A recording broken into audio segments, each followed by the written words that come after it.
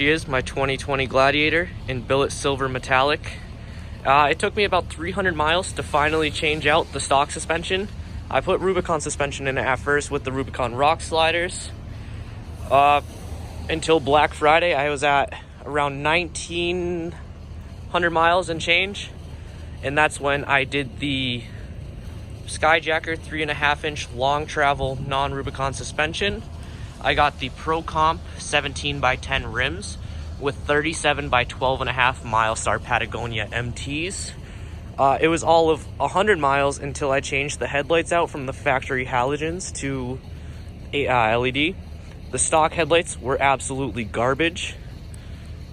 Basically, I've done just the generic mods. Upcoming next is new bumpers. Right now, I'm at a little over 2,000 miles, closer to 25, I believe. Rubicon fender flares will be on their way, and I will be getting the bed sprayed. This is a Sport S non-max tow, so I have the 373 gearing, which I will review completely with changing the gears and how she drives right now with the 37s and the 373s, which a lot of people say is a no-go. But this 8-speed transmission really makes a world of difference. All right, later on tonight, I'll continue filming this, most likely at night.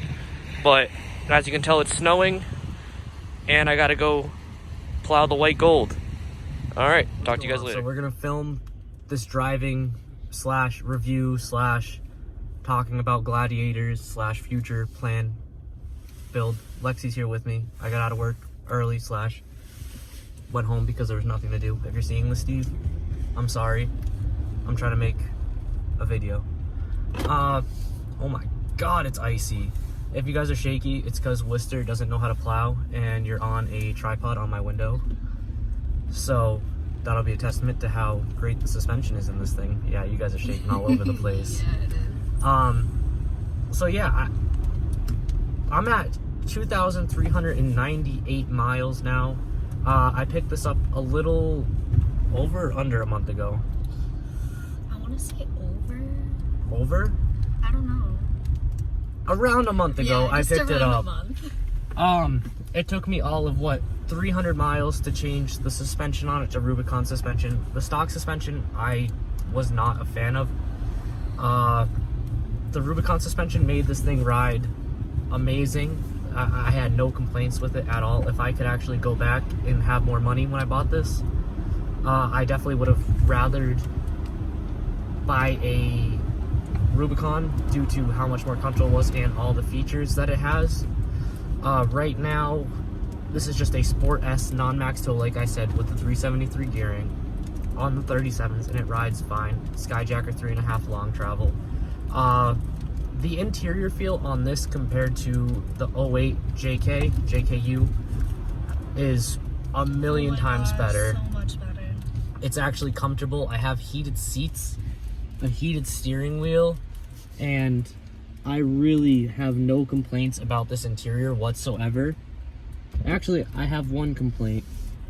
When my windows are down and you hit a bump, there's a rattle from both front windows and it drives you bananas.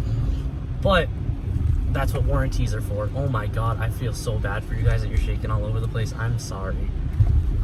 Please don't throw up. What else? The heated seats in this thing are incredible. Before Jeeps came from Audis, as you guys know. And the heated seats on this are on par with high-end vehicles.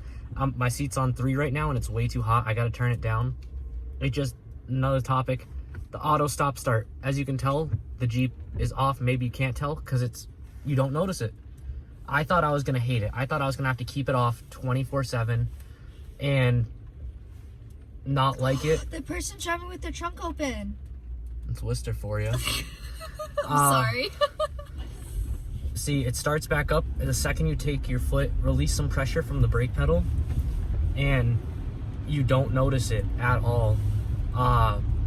It actually does save quite a bit on gas, as I've noticed, with shutting it off and turning it back on.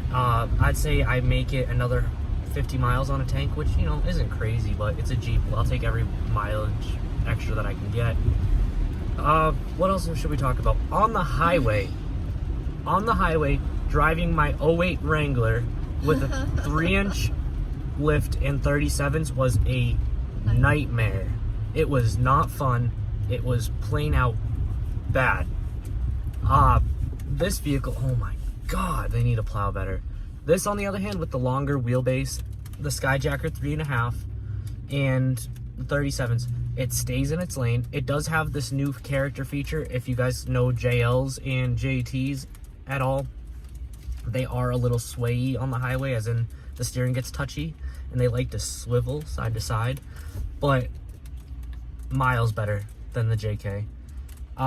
I got the 7-inch option for the radio, so not the premium sound, which I wish I had gotten, but I was broke when I bought this. Still am. Shout out to High Payments. I'd have to say that the radio is really good for what it is. One of the first things I did to it is I filled the soundbar with polyfill, which, if you guys know Jeeps at all, it's a vast improvement over the bass that it gives you. But with the bass turned up and the radio turned up, you can almost tell that the radio is underpowered. So when you hit the, when it hits bass, it almost does a buh and bogs down, which eventually I want to put in, say, an amp or something to help out with the factory audio system, because you can tell when you have the top off and the doors off, you're not going to be able to hear it. Sorry, I'm really sick if I'm sniffling. We have a media outlet, the 12-volt DC. I didn't get the power inverter, so I don't have the ones in the back. For storage, this thing is amazing on storage. Compared to my Wrangler, I had the entire back filled with tools and stuff, whereas this, I fit almost everything underneath the seat except my tool bag, and I can still fit 3 people comfortably. If I take my tool bag out, 4 people, no problem. I think this is going to be a really good platform for us to do road trips on and take overlanding, which that's the whole theme of this build, is going to be an overland / road trip vehicle. We do have a road trip planned in May that we will be covering the entire time that we're out there. And we're going to stop at like Rosh Creek off-road, you know, all those cool places, get some Jeep badges of honor. This person's looking over at me like I'm an idiot. The heated steering wheel, it's my favorite part about the Jeep. I have gotten frostbite in my hands, so with having the heated steering wheel, it helps so much. After getting out of the cold, I plow a lot, I have to clean snow, so being able to get in, put my hands on this nice heated steering wheel, it makes them feel better. What else? Anything you want to add to it? No? Great mileage per gallon. So my Wrangler got around, I'd say, 8 miles per gallon in the city, and this thing in the city is getting close to 14 with the 37-inch tires. On the highway, the Wrangler, if you were going under 60, it did good. I got around 17 miles per gallon on the highway, cruising, okay? This thing, going 80 miles an hour down the highway, gets 19.3 miles to the gallon over a 400-mile trip. I'll take it. That's really good. I know Jeeps aren't about gas mileage, but saving every penny helps, so I can afford more mods. The auto climate in this thing, I like it, but it's hard to fine tune to be comfortable. Like right now, you can ask her, it's hot in here. Yeah, it is. I have the heat turned down to off the climate setting to just 1, so you guys don't hear the fan. But say the first 45 minutes you're driving it with it on 84, it pumps out heat, but not crazy.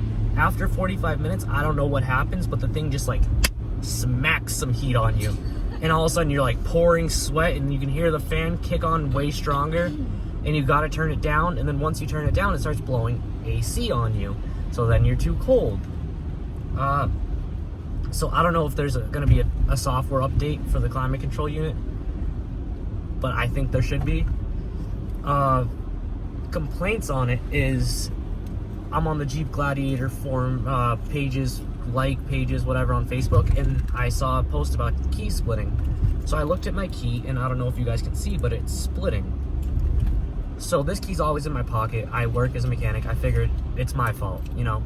So I checked my other key that I got with the vehicle that's never been in a pocket. It's always been on my hook at home since I purchased this for a month now, and it's also splitting apart. So I went down to my local Chrysler Jeep Dodge Ram, and they told me to bring it in. Another complaint that I have is my hardtop along this back window. However, I can't do it. Along the back window seam on the top is leaking water. When I first went to go look at this, my floor was soaked, and they told me that they would give me a set of Jeep WeatherTech floor mats, or whatever they're called, you know, the rubber floor mats that they give out. Still waiting on those a month later. Thanks, Chrysler. But I have an appointment set up with them because it's leaking from there, and it's right after I left. Oh my god. Right after I left, we pulled onto the highway to go to New Hampshire, and it starts dripping right where you guys are, right behind the rear view. And I called them, let them know, so there's 2 spots where it's leaking from.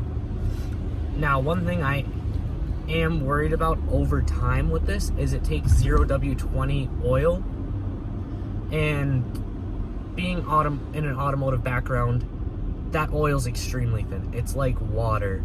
I did the first oil change on it at 2,000 miles, and when I pulled the oil filter out, there was a lot of metal shavings in the oil filter, which it's break-in process. I understand that happens.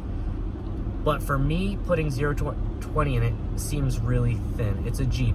I know it's to meet EPA regulations, but eventually I'd like to swap out for 530 or something for longevity. I plan on keeping this close to 100,000 miles, possibly over 100,000 miles, depending on how far the build goes.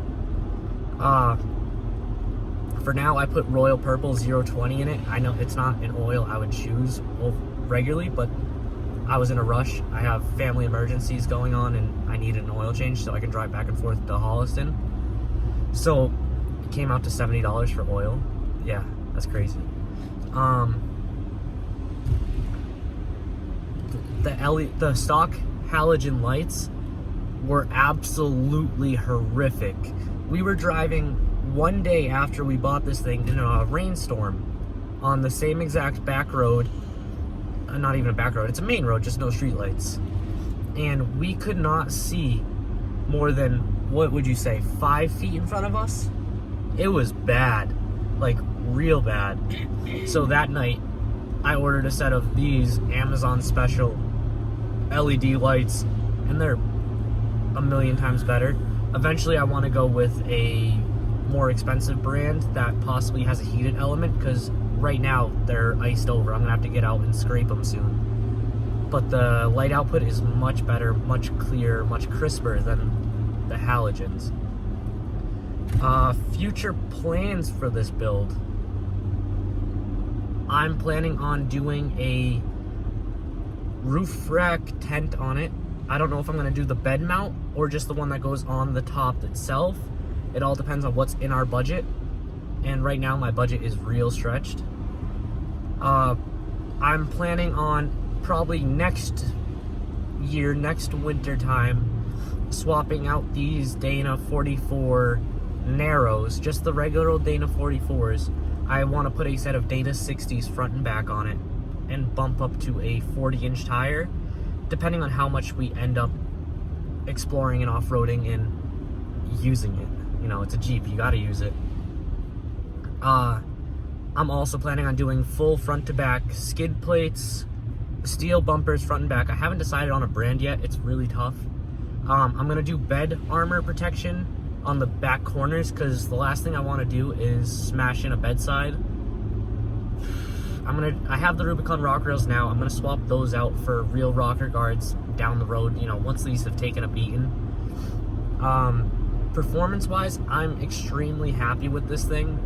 It performs amazing. Even with the 373 gearing on 37s, I still hit all 8 speeds, which if you guys are coming from a JK, you know when you put a 37-inch tire on those, you need to re-gear. I don't feel a need to as of right now, not right away. I still hit at all 8 speeds. It's still got plenty of power for me. I mean, it's a Jeep. It still does burnouts. I actually have, how long has this been recorded? 13 minutes. I'm sorry that I'm talking for this long. I actually bought a Taser JL Mini.